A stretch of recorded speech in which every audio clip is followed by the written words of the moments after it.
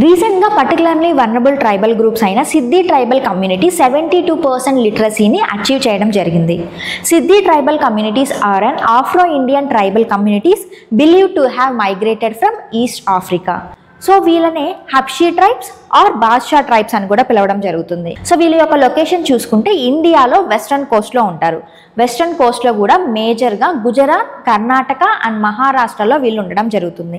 And వీళ్ళ యొక్క occupation చూసుకున్నట్లయితే ట్రెడిషనల్గా వీళ్ళు హంటర్స్ అండ్ గ్యాదరర్స్, ప్రజెంట్ అయితే అగ్రికల్చర్ లేబరర్స్గా అండ్ డైలీ వేజ్ లేబర్స్గా వీళ్ళు వర్క్ చేయడం జరుగుతుంది.